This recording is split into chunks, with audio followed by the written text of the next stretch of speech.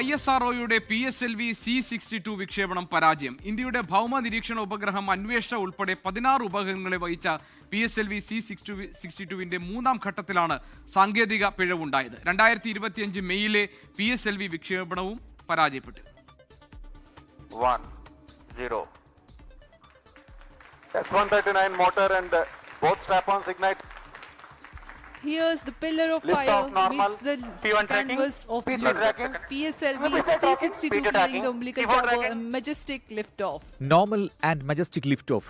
പതിവ് പോലെ കിറുകൃത്യമായ ആദ്യഘട്ടങ്ങൾ. PSLVയുടെ വിജയക്കുതിപ്പ് വീണ്ടും എന്ന പ്രതീക്ഷ വാനോളമുയർന്ന നിമിഷങ്ങൾ. എന്നാൽ മൂന്നാം ഘട്ടത്തിന് ശേഷം പുതിയ വിവരങ്ങൾ ISRO നൽകാതെ വന്നതോടെ ദൗത്യത്തിൽ അനിശ്ചിതത്വം. ഒടുവിൽ മൂന്നാം ഘട്ടത്തിൽ പിഴവുണ്ടായെന്ന വിവരം ISRO chairman doctor V Narayanan തന്നെ അറിയിച്ചു. PSLVയുടെ ചരിത്രത്തിലെ ആദ്യ തുടർ പരാജയം, അതും ഒരേ ഘട്ടത്തിൽ സംഭവിക്കുന്ന പിഴവ്.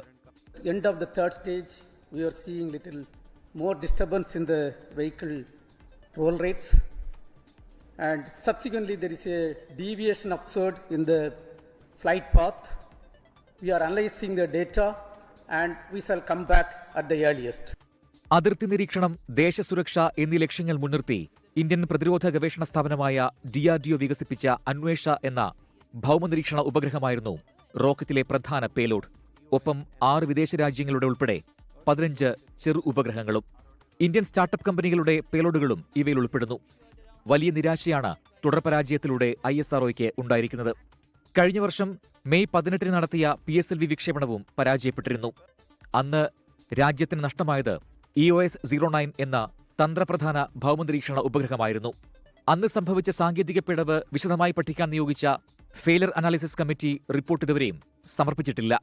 ആ പശ്ചാത്തലത്തിൽ കൂടിയാണ് അതേ സാങ്കേതിക പിഴവിൽ രണ്ടാമത്തെ വിക്ഷേപണ പരാജയം. പ്രജിൻസി കണ്ണൻ, സയൻസ് ഡെസ്ക്, 24. ലോകത്തെവിടെയായാലും ഏത് സമയത്തും 24 വാർത്തകളും ഓഗ്മെന്റഡ് റിയാലിറ്റി പാക്കേജുകളും എക്സ്പ്ലെയിനറുകളും വിശദമായി കാണാൻ ഞങ്ങളുടെ യൂട്യൂബ് ചാനൽ നിങ്ങൾക്ക് സബ്സ്ക്രൈബ് ചെയ്യാം.